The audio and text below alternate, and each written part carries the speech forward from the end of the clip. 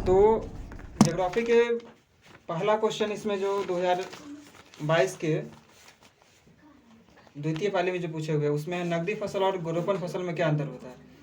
तो एक तरफ क्या करेंगे, कॉपी में एक तरफ नकदी फसल लिख देंगे और दूसरी तरफ क्या लिख देंगे, रोपण फसल लिख देंगे, ठीक है।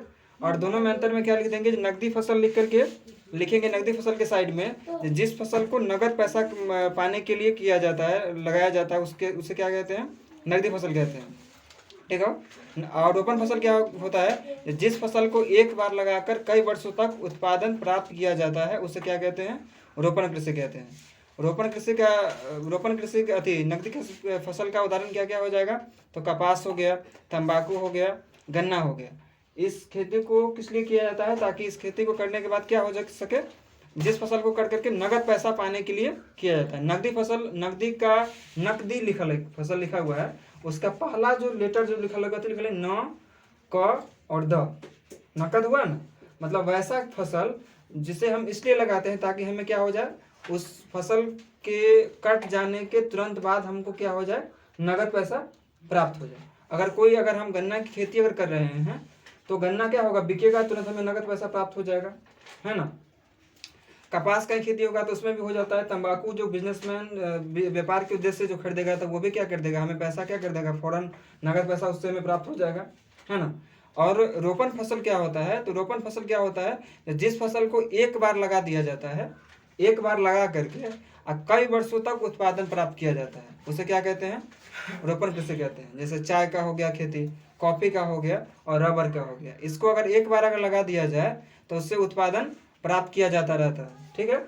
इसी तरीके से केवल बारीक सा एक अंतर लिख देंगे, दोनों में क्या मूल अंतर क्या हो गया, सो जो नकदी फसल इसलिए किया जाता है ताकि इसके करने के बाद क्या हो जाए, हमें नगद पैसा पाने के लिए, नगद पैसा प्राप्त करने के लिए किया जाता है, उसे नकदी फसल कहते हैं। उदाहरण में कपास हो गया, है ना, तंबाकू हो गया, गन्ना हो गया। और रोपण फसल में लिख करके जो इस फसल को एक बार लगा करके कई वर्षों तक उत्पादन प्राप्त किया जाता है उसे क्या कहते हैं, रोपण कृषि कहते हैं। और इसका क्या क्या उदाहरण हो जाएगा, तो चाय हो गया, कॉफी हो गया, रबर हो गया, ठीक ना। और देखो पूछेगा, जब बिहार में कृषि के निम्न उत्पादकता के क्या कारण होता है। बिहार में कृषि का, बिहार की जो अधिकांश जनसंख्या जो है सो किस चीज़ पर आधारित है, कृषि पर आधारित है। यहाँ पर की अधिकांश आबादी गाँव में बसती है ना। और वे सभी किस चीज़ पर आश्रित होते हैं, कृषि पर ही आश्रित होते हैं, क्योंकि यहाँ पर उद्योग धंधे की कमी है, उतना ज़्यादा उद्योग धंधा बृहद मात्रा में नहीं है। तो क्या है, लोग किसान पर, खेती पर आधारित होते हैं। तो इसमें कृषि में निम्न उत्पादकता का क्या कारण होता है, जो कृषि में निम्न उत्पादन क्यों होता है यहाँ पर कि खेती उतना बृहद मात्रा में क्यों नहीं हो पाता है जो अन्य राज्यों में होता है। जिस तरीके से पंजाब हो गया, है ना, हरियाणा हो गया, यहाँ पर क्या की जाती है, यहाँ बृहद मात्रा में खेती की जाती है और उत्पादन भी उत्कृष्ट हो पाता है, उत्पादन भी बृहद मात्रा में होता है ना। तो बिहार में इस कमी का क्या कारण है, जो किस लिए यहाँ पर उत्पादन जो होता है सो कम होता है, कृषि में उत्पादन क्या होता है, कम होता है। तो इसका क्या कारण लिखेंगे, तो लिखेंगे जब बिहार में कृषि के निम्न उत्पादकता के कारण निम्नलिखित है। लिख करके पहला पॉइंट देंगे उसमें क्या, जो खेतों का छोटा आकार लिख देंगे, खेतों का छोटा आकार। उसके बाद उस लाइन को लिख करके डील करेंगे, जो बिहार में खेतों का आकार क्या है, बहुत छोटा है। छोटे खेत में जुताई एवं सिंचाई दोनों कार्य करने में कठिनाई होती है। इसके अलावे फसलों की देखभाल करने में भी काफ़ी कठिनाई होती है, जिस कारण उपज क्या होता है, कम होता है, ठीक है। पहला कारण क्या दे देंगे, जो खेतों का छोटा आकार लिख देंगे। अब उसके ठीक आगे डैश देकर के क्या लिखेंगे, जो बिहार में जो खेती जो की जाती है उसमें खेतों का आकार क्या होता है, छोटा होता है, जिससे क्या होता है, खेतों में जुताई करने में और सिंचाई करने में क्या होती है, दिक्कत होती है ना। और क्या होता है, हम खेती की देखभाल, जो हमारा जो फसल जो होता है उस फसल की देखभाल करने में भी क्या होता है, कठिनाई महसूस होता है ना। इस कारण से क्या होता है, जिस कारण से उपज क्या हो पाता है, कम हो पाता है। दूसरा कारण क्या देंगे, जब परंपरागत बीजों का प्रयोग, प्रायः किसान पुराने पद्धति के अनुसार अपने फसल के कुछ अंश को अगले साल के लिए बीज के रूप में रख लेते हैं। अपनी गरीबी की स्थिति होने के कारण वे नए किस्म के बीज की खरीदारी नहीं कर पाते हैं, जिसके कारण उपज क्या होता है, कम होता है। तो इसका टॉपिक ये ना दे करके, अगर ये ना याद रहेगा जब परंपरागत बीजों का प्रयोग, तो इसका ये याद नहीं रहेगा ना, तो क्या डाल देंगे, जब पुराने बीजों का प्रयोग। अधिकांश देखा है जो किसान जो ज़्यादा ही आर्थिक रूप से लचरा हुआ रहता है तो क्या करेगा वो, जो जैसे ढैंचा का ही बीज हो गया है ना, मूंग का ही बीज हो गया, तो क्या करेगा संचित करके रख लेगा। जो क्या, जो जब खेती होगा ना तो उसी पुराने बीज का प्रयोग करेंगे। पुराने बीज का प्रयोग करने के कारण क्या होता है, जो उपज जो होता है उसे क्या हो पाता है, कम हो जाता है उपज, है ना। पुराने बीज के प्रयोग करने से कैसे कि अब समय बिल्कुल बदल चुका है, मिट्टी के अंदर भी फसल के अच्छे उत्पादन की शक्ति मिट्टी क्या कर चुकी है, खो चुकी है। मिट्टी के पास उतना शक्ति नहीं, मिट्टी का इतना दोहन किया गया हुआ है, जो मिट्टी फसल के उत्पादन की शक्ति भी खो चुकी है। तो इस कारण से क्या होता है, पुराना जो बीज जो होता है उसका जो उपयोग हम बोने में करते हैं तो उससे फसल क्या हो पाता है, अच्छा तरीका से नहीं हो पाता था। ये भी एक कारण हो गया। दूसरा कारण ये लिख देंगे, यही 2 कारण पर्याप्त है। 2 नंबर का अगर क्वेश्चन पूछता है तो ये 2 कारण पर्याप्त है। क्वेश्चन, बिहार में कृषि के निम्न उत्पादकता के कारण क्या है। हाँ मतलब कम, निम्न मीन्स कम, तो क्या लिखेंगे, बिहार में कृषि के निम्न उत्पादकता के कारण निम्नलिखित है। पहला कारण क्या देंगे, खेतों का छोटा आकार, तो लिखेंगे जो बिहार में जो किसान खेती करते हैं तो उसमें खेतों का आकार क्या है, छोटा होता है, जिनसे उनको जुताई करने में, सिंचाई करने में भी कठिनाई महसूस होती है।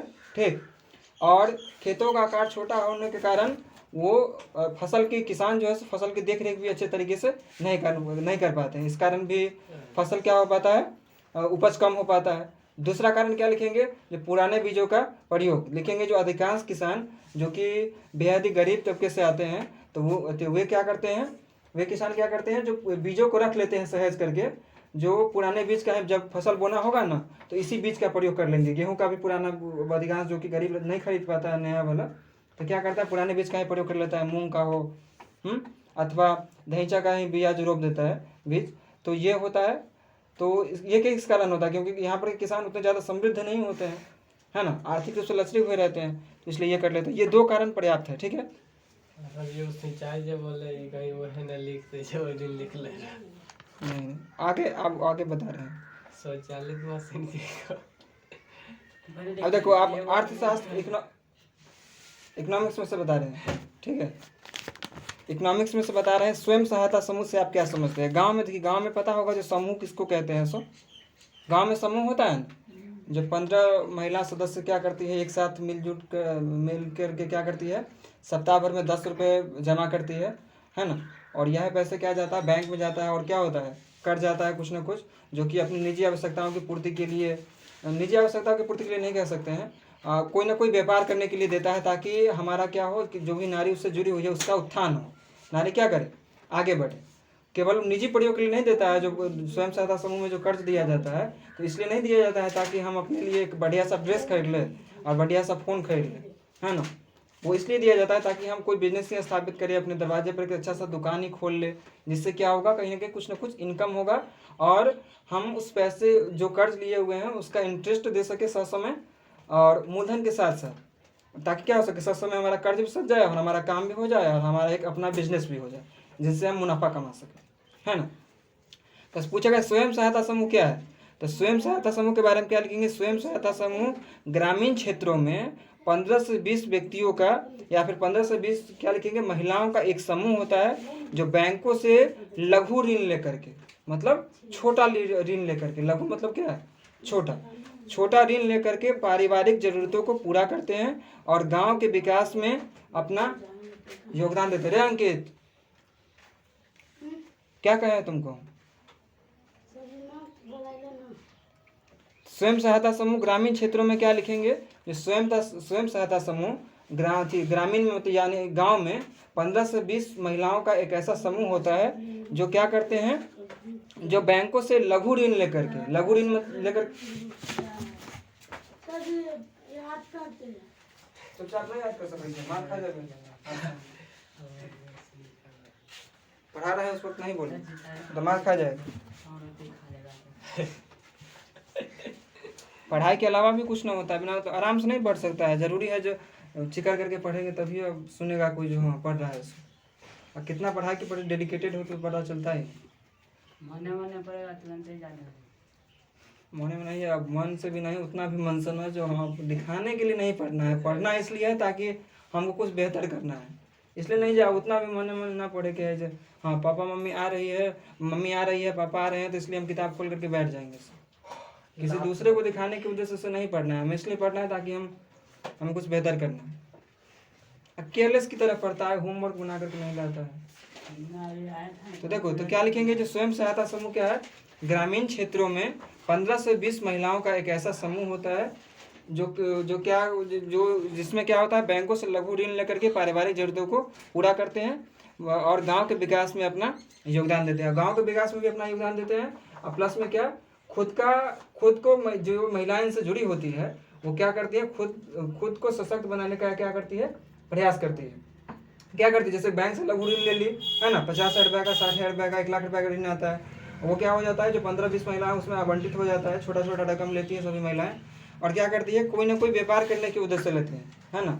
और उस व्यापार करने के बाद उस व्यापार से जो कुछ ना कुछ मुनाफा होता है, जैसे दुकान ही छोटा सा खोल ली, है ना, चाहे कोई ना कोई अपने घर में ही कोई छोटा सा उद्योग स्थापित कर ले, और उससे जो इंटरेस्ट होगा, उससे जो पैसे जो प्राप्त होंगे, वो क्या करेगी, उससे वो पैसे को सधाती हैं, पैसे को चुकता करती हैं, और उसके बाद क्या होता है, उसका अपना खुद का एक व्यापार स्थापित हो जाता है ना। तो लिख लेंगे स्वयं सहायता समूह के बारे में। स्वयं सहायता समूह का ही संक्षिप्त रूप गांव में समूह कहा जाता है। देखता होगा जो गांव में जो मीटिंग होते रहता है ना। हाँ, तो क्या लिखेंगे, ये स्वयं सहायता समूह क्या है, 15 से 20 महिलाओं का एक ऐसा समूह होता है जिसमें क्या होता है, जिसमें महिलाएं आती हैं, महिलाएं एक समूह को स्थापित करती हैं। उसमें क्या होता है, बैंकों से लघु ऋण लिया जाता है, और उससे क्या की जाती है, पारिवारिक जरूरतों को पूरा करने के लिए या फिर अपना खुद का ही व्यापार को स्थापित करने के उद्देश्य से एक छोटा सा व्यापार स्थापित किया जाता है, और उससे जो मुनाफा होता है उससे क्या करती है, महिलाएं बैंक का ऋण चुकता करती है। ठीक है, ये हो गया। देखो, और इकोनॉमिक्स में एक और क्वेश्चन, जो मिश्रित अर्थव्यवस्था किसे कहते हैं। तो जिस वक्त इकोनॉमिक्स का शुरुआत में जो पढ़ाए थे बुक का, जो पूंजीवादी अर्थव्यवस्था के बारे में, समाजवादी अर्थव्यवस्था के बारे में बताया थे ना, मिश्रित अर्थव्यवस्था के बारे में, तो क्या लिखेंगे, जो मिश्रित अर्थव्यवस्था क्या है, तो मिश्रित अर्थव्यवस्था पूंजीवादी एवं समाजवादी अर्थव्यवस्था का मिश्रित रूप है।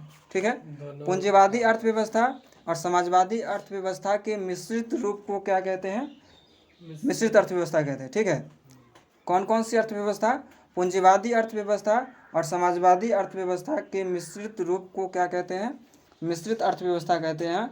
और इस प्रकार की अर्थव्यवस्था में निजी उद्यम तथा सरकारें दोनों के द्वारा संचालित होते हैं। और यह क्या होता है, न केवल निजी के द्वारा बल्कि सरकार के द्वारा भी संस्था क्या होता है, संचालित होता है। और इसके अंतर्गत अर्थव्यवस्था में कुछ महत्वपूर्ण क्षेत्र के स्वामित्व और नियंत्रण में रहता है, जिनमें वह स्वयं उत्पादन करती है और शेष निजी उद्योगपतियों के हाथ में छोड़ देती है। इस व्यवस्था में निजी क्षेत्र तथा सार्वजनिक क्षेत्र दोनों कार्यरत है। इस प्रकार की अर्थव्यवस्था में पूंजी तथा समाजवाद दोनों के प्रमुख गुण उपस्थित होते हैं। तो इसका मूल सार इससे क्या निकाल कर लिखेंगे, तो लिखेंगे जो मिश्रित अर्थव्यवस्था पूंजीवादी अर्थव्यवस्था और समाजवादी अर्थव्यवस्था का क्या है, मिश्रित रूप है। और इस प्रकार की अर्थव्यवस्था में निजी उद्यम तथा सरकार दोनों का योगदान होता है और दोनों के द्वारा संचालित होता है। ठीक है, इस तरीके का क्वेश्चन, जो लोकतंत्र में विपक्षी दल की भूमिका का विस्तार से विवेचना करें। लघु दीर्घ उत्तरीय प्रश्न है ये। जो लोकतंत्र में विपक्षी दल की क्या भूमिका होती है, विपक्षी दल कौन होता है, एक दल क्या होता है, एक दल होता है जो सत्ता की कुर्सी पर बैठा हुआ रहता है, वो क्या हो गया, वो प्रतिनिधि हो गया। और एक क्या होता है जो उसके अगेंस्ट में होता है, जैसे अभी सत्ता किसका है, देश में सत्ता किसका है, देश में शासन किसका है, बीजेपी का है ना। और कांग्रेस पार्टी जो हो गया सो क्या हो गया, विपक्षी दल हो गया, है ना। तो विपक्षी दल का क्या काम होता है, जैसे अगर कोई सत्ता पक्ष जो है, जो अभी जीता हुआ है, जो कुर्सी पर सत्ता कुर्सी पर बैठा हुआ है, तो वह जो काम करेगा उस काम के अंदर विपक्षी दल का क्या काम है, खामियों को ढूंढना। अधिकांश दिखता होगा जो कांग्रेस पार्टी क्या करेगा, जो बीजेपी पार्टी जो कार्य कर रही है, बीजेपी पार्टी वाला जो काम कर रहा है, तो उसके अंदर कोई ना कोई खामी ढूंढेगा, कहेगा कि तुमने तो विकास तो किया है, देख लो पेट्रोल के दाम में किस तरीके से आग लगा हुआ है ना। घर में जो हम एलपीजी जो यूज़ करते हैं, एलपीजी सिलेंडर, उसमें किस तरीके से दाम में दिन प्रतिदिन बढ़ोतरी होती जा रही है ना। तुमने विकास के तो कई अनगिनत दावे किए, मगर अभी भी देखो जो बिहार की जो जनता जो है, या फिर अन्य राज्यों की जो गाँव में रहने वाले जो लोग जो है क्या है, गरीबी कारण क्या है, त्रस्त हैं। तो ये सब काम होता है किनका, विपक्षी दल का होता है। तो लिखेंगे ये सब हम जो बताएं ये भी लिख सकते हैं, और इसको ऐसे एक्सप्लेन करके क्या लिखेंगे, लिखेंगे जो लोकतंत्र में विपक्षी दलों की भूमिका निम्नलिखित है। ठीक, उसके बाद पहला पॉइंट देकर क्या लिखेंगे, जो लोकतंत्र में विपक्षी दल महत्वपूर्ण है क्योंकि लोकतंत्र की जो आधारभूत मान्यता है जो विपक्ष के बिना सत्यापित नहीं हो पाती है, जैसे सरकार की अनियंत्रित शक्ति के ऊपर अंकुश लगाना, जनता के अधिकार तथा मांगों को पूरा करवाना, विधि के शासन की स्थापना करना और स्वतंत्र लोकतंत्र को बनाने में विपक्षी दलों की भूमिका बहुत ही महत्वपूर्ण होती है ना। स्वस्थ लोकतंत्र को बनाने में, मतलब एक लोकतंत्र को मजबूत बनाने में, लोकतंत्र को एकदम स्ट्रांग बनाने में किनकी योगदान महत्वपूर्ण भूमिका होती है, तो विपक्षी दल की भूमिका महत्वपूर्ण होती है। अधिकांश देखिएगा जब सरकार जो काम कर रही होती है ना, तो विपक्षी दल क्या करेगा, उसके अंदर खामी ढूंढेगा। तो खामी ढूंढेगा तो जो सत्ता की कुर्सी पर बैठा हुआ है वो भी सोचेगा क्या, जो अगर ये खामी जो विपक्षी दल खामी ढूंढा रहा है तो क्या करेगी, इसका इफेक्ट किस पर पड़ेगा, जनता पर पड़ेगा। जनता हमसे क्या होगी, नाखुश होगी, और हो सकता है जो अगली बार हम जो वोट मांगने जाएं तो हो सकता है हमको ना चुनेगी कहीं जनता। तो इसके लिए क्या करेगा, वो जो काम कर रहा है उसमें क्या करेगा, खामियों को क्या करेगा, दूर करेगा, है ना। तो इससे क्या होगा, कहीं ना कहीं हमारा लोकतंत्र क्या बनेगा, मजबूत बनेगा, है ना। जनता के हितों का काम होगा। तो विपक्षी दल क्या काम किया सो देख लो, कोई योजना लागू हुआ, उस योजना जैसे अभी अग्निवीर जो योजना लागू हुई थी, है ना, तो उसके अंतर्गत कुछ ना कुछ खामी जैसे 4 वर्षों के लिए रखा जा रहा है, तो इसका क्या किया, जो विपक्षी दल है वो भी विरोध किया है ना। उसका खैर अब मामला कहीं ना कहीं एक अग्निवीर योजना जो है कहीं ना कहीं युवाओं के हित करके भी योजना है। तो ऐसी बातें, इसमें खामियाँ ही खामियाँ हैं, मगर कुछ ना कुछ तो है खैर जिसका विरोध किया गया, क्योंकि विरोध करने वाला जो युवा जो था सो तो पागल नहीं था, जो इतना ज़्यादा बृहद मात्रा में जो आयोजन हुआ, मगर कहीं ना कहीं युवाओं के हित का ये योजना है था। तो क्या किया, विपक्षी दल का क्या काम होता है, जो भी सरकार अगर योजना लाती है, जो वर्तमान सरकार है, तो उसके अंतर्गत वो क्या करता है, जो क्या करती है विपक्षी दल क्या काम होता है, जो खामी को ढूंढता है, जो वाकई में इसका खामी क्या है, इसके कार्य के अंतर्गत क्या क्या खामी है, जो सरकार योजना लाई है सो योजना जनता के हित में सही नहीं है ना। तो उसका ये काम होता है। और दूसरा क्या लिखेंगे, जो दूसरा लिखेंगे जी, एक तरफ तो विपक्षी दलों का कार्य जनता के बीच जन समस्याएं करके सरकार की कमियों को उजागर करना होता है, तो दूसरी तरफ सदन के अंदर सत्ता पक्ष को जनहित में कानून बनाने के लिए विवश करना होता है। और जब क्या होता है, जब जो लोकसभा जो आयोजित होता है या फिर विधानसभा आयोजित होगा, तो उसमें क्या करता है, विपक्षी दल भी जाता है उसमें, ना केवल जो जीते हुए शख्स वो भी जाता है, विपक्षी दल भी जाता है। अब विपक्षी दल क्या करता है, जो जनहित में कानून लागू करने के लिए क्या करता है, जो सत्ता कुर्सी पर बैठा हुआ उसको क्या करता है, विवश करता है, कहता है कि तुम ये योजना लाओ, ताकि कोई ना कोई नई योजनाएं लाओ, ताकि जनता के हित का ख्याल हो, जनता के हित के विषय में कुछ बेहतर। ठीक, तीसरा क्या लिखेंगे, मुरारी देसाई ने तो यहाँ तक कहा है कि जो दल विपक्षी होता है उन्हें एक निश्चित भूमिका निभानी चाहिए। मुरारी देसाई ने अपने मत व्यक्त करते हुए उन्होंने कहा था, जो कि विपक्षी दल जो होता है उन्हें एक निश्चित भूमिका निभानी चाहिए। जो विपक्षी दल जो